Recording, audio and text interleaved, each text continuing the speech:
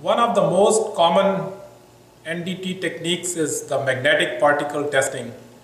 This method is very commonly used for inspection of carbon steel structures, pipes and pressure vessels.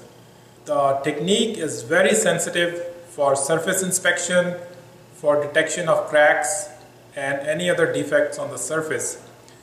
I will give you a brief introduction on this technique right here, and then we have 3 more videos which will show you a demonstration of the MT method.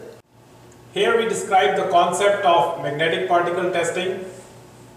Here is a part with no defect, the flux lines are uniform, and then we have a part here with a crack on the surface. As you can see, what happens to the magnetic field is that the magnetic field is disturbed and the crack produces a leakage field, which is shown right here. Now, what we do with MT testing is that we pick up that leakage field, and how we detect the leakage field is by using magnetic particles.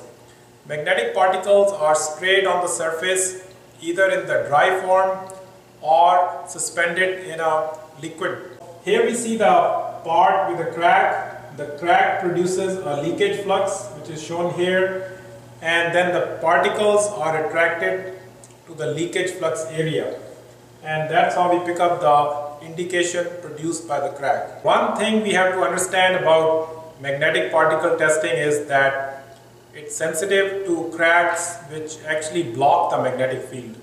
So it's very sensitive to cracks which are perpendicular to the magnetic field as shown here.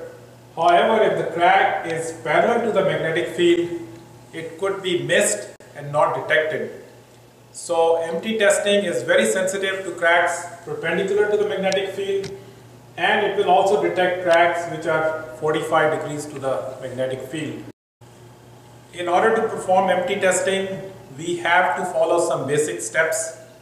Number 1 is to produce magnetism inside the material, to produce a magnetic field. Number 2 is sprinkle the particles, and number 3 is the evaluation. So the steps are shown here. Applying the magnetic field, we could have either a longitudinal field or a circular field. The longitudinal field goes to the axis of the part, and the circular field goes around the part. The axial field is sensitive to the transverse cracks shown right here, and the circular field is sensitive to the axial cracks, which is shown right here. Now these two fields could be AC, which is alternating current, or DC, which is direct. The main advantage of the AC is that it's very sensitive for surface inspection. AC has a skin effect which produces a very concentrated field on the surface, and that is what we use the magnetic field testing for, is the surface inspection. Now the next step is to apply the particles.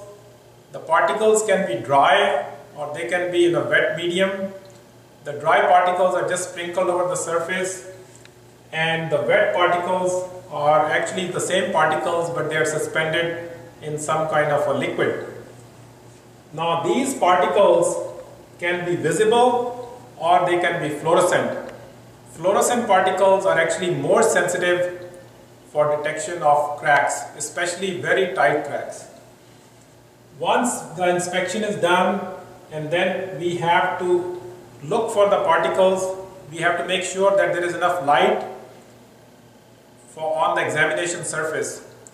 If the inspection is done using the visible particles, then the light level has to be at least 1000 lux, and if the inspection is being done using the fluorescent particles, then the light level has to be at least 1000 microwatt per centimeter square for the black light.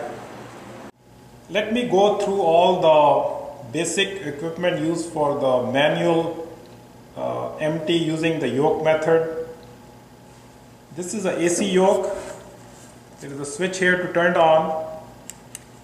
Here is a DC yoke, which is much bigger and heavier than the AC yoke, so it's more difficult to use. The technician who is using the DC yoke really gets tired fast. So the preferred yoke for testing is the AC yoke. In some cases, the yoke can have an additional light right here to get some extra visible light.